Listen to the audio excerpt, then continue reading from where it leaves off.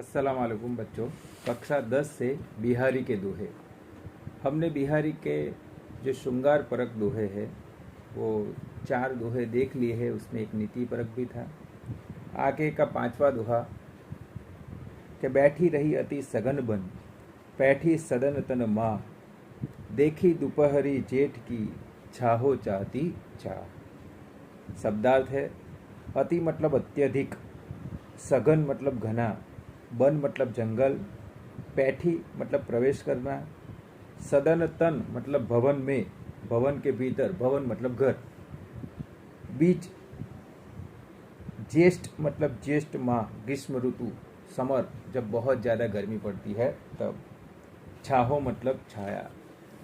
भावार्थ पढ़ता हूँ कि प्रस्तुत दोहे में ज्येष्ठ मास की प्रचंड गर्मी के प्रकोप का वर्णन करते हुए बिहारी कहते हैं कि भीषण गर्मी में जब पृथ्वी का संपूर्ण धरातल जल रहा होता है, ऐसे में हो सके तो बाहर जाने की अपेक्षा घर ही निवास करना चाहिए। सूर्य की तीक्ष्ण किरणों के प्रभाव के कारण कहीं भी छाया के दर्शन नहीं होते हैं। ऐसा लगता है कि मानो छांव को भी छांव की आवश्यकता है। अतः ऐसा लगता है कि ज्येष्ठ मास की भीषण गर्मी से त्रस्त होकर छाया भी छांव की आकांक्षा में सघन वन में या फिर घरों में छिपकर बैठ गई है। ज्येष्ठ की दोपहरी, जेठ की दोपहरी मतलब जब समर चल रहा हो, उसमें सबसे ज़्यादा जो गर्म मंथ होता है, माह होता है, उसकी बात की गई है। तो कि इतनी भीषण गर्मी होती है उस समय, अगर सर पर सूरज हो तो हमारी परछाई भी हमारा साथ छोड़ देती है। और वर्तमान समय के लिए ये दोहा बहुत प्रयुक्त है। हम जंगल काट रहे हैं, ऑक्सीजन की कमी हो रही है, सांस लेने में लोगों को महानगरों में दिक्कत हो रही है। तो ऐसे में जब भीषण गर्मी होती है तो हम छांव ढूंढने चलते हैं। तो पेड़ आसपास न होते हमें कहीं भी छांव दिखाई देती नहीं है। लेखक बिहारी कहते हैं कि बैठी रही अति सघन बन, मतलब कि जून ज्येष्ठ की गर्मी में वो घने जंगलों में छुप जाती है या बैठ जाती है।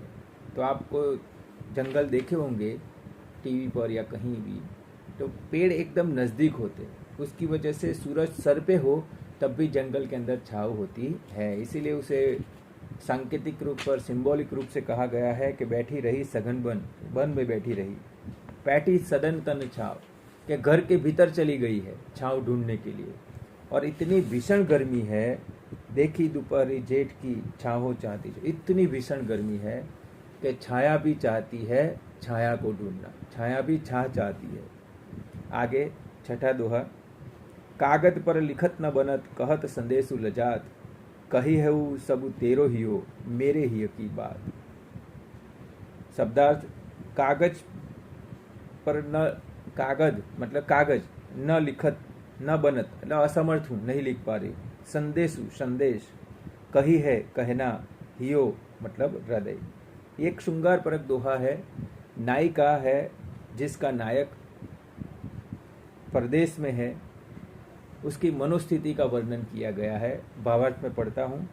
प्रस्तुत दोहे में बिहारी ने नायिका की विकल मनोस्थिति का, उसकी दुविधा, उसके लजाने आदि संबंधी वियोग पक्ष का अत्यंत सटीक शब्दों में मार्मिक चित्रण किया है। नायिका अपने प्रिय को अपने मन की स्थिति से परिचित कराना चाहती है, परंतु अनेक प्रयासों के बाद भी वह असफल रहती है। बिहारी कहते कि अत्यधिक स्वेद, कंपन एवं अश्रुपात के कारण नायिका अपने प्रिय को संदेश लिखने में असमर्थ है और अपने हृदय के भावों को दूत के माध्यम से संदेश के रूप में व्यक्त करने में उसे लज्जा आती है। अतः वह अपने प्रिय से कहती है कि विरह की इस स्थिति में तुम्हारा हृदय मेरे हृदय की सारी बातें कह देगा, क्योंकि मेरी और तुम्हारी स्थिति एक जैसी है।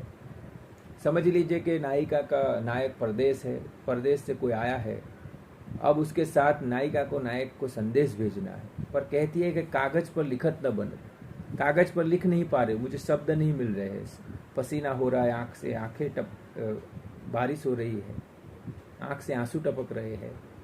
अब किसी के साथ संदेशा भी नहीं भेज सकती, किसी दूत के साथ, उसे कहने में भी मुझे लज्जा आती है।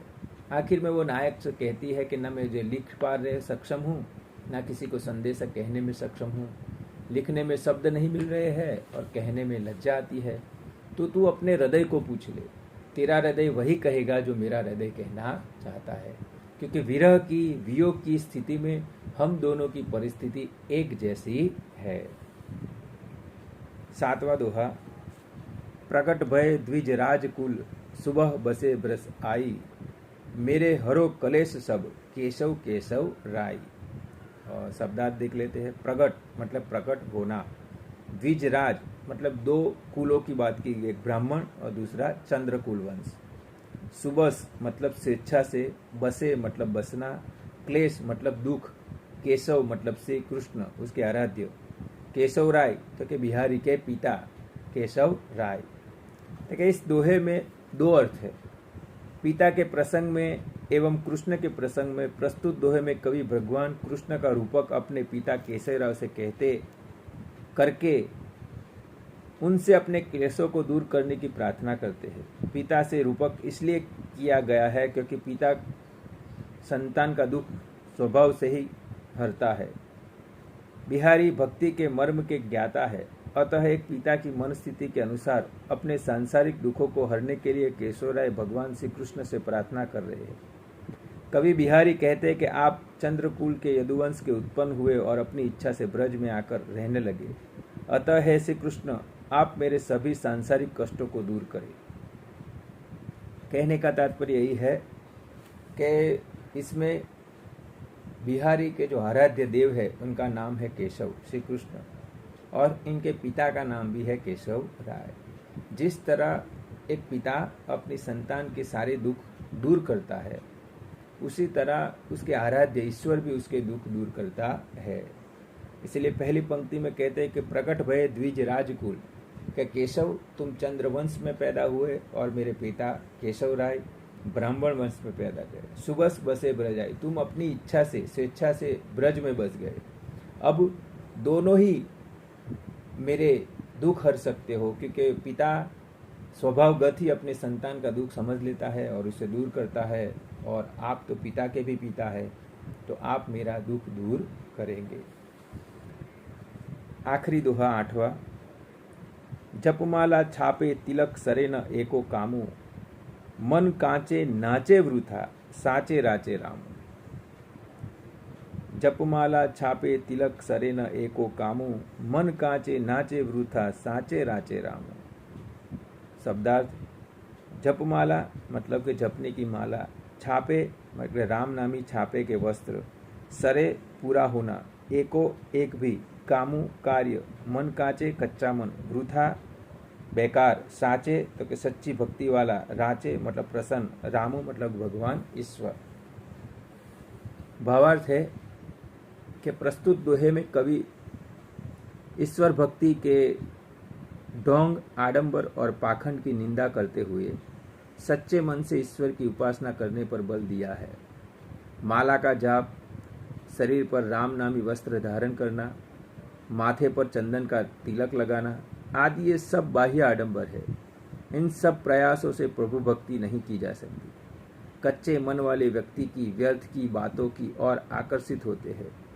राम तो सच्चे मन की भक्ति से ही प्रसन्न होते हैं, अर्थात ढोंग और पाखंड से प्रभु की प्राप्ति संभव नहीं है। इन्हें तो केवल शुद्ध और पवित्र मन से ही प्राप्त किया जा सकता है।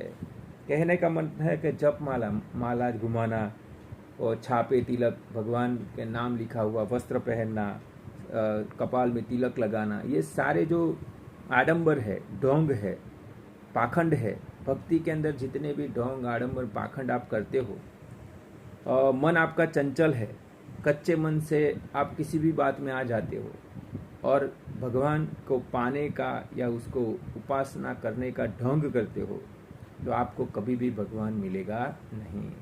भगवान तो सच्चे मन की भक्ति का भूखा होता है। वो हमेशा चाहता है कि उसका भक्त उससे सच्चे मन से, शुद्ध और पवित्र मन से उसे प्रार्थना करे, तो वो अपने आप उसे प्राप्त हो जाएंगे। यहाँ बिहारी के दोहे पूर्ण हो रहे हैं। मैंने ग्रुप में, व्हाट्सएप ग्रुप में भावार्थ और प्रश्नों के उत्तर रख दिए हैं। आने वाला वीडियो हम नया चैप्टर है डायरी का एक पन्ना वो लेंगे। मैं आशा करता हूँ कि आप ठीक से समझे होंगे। बस इतना ही, धन्यवाद।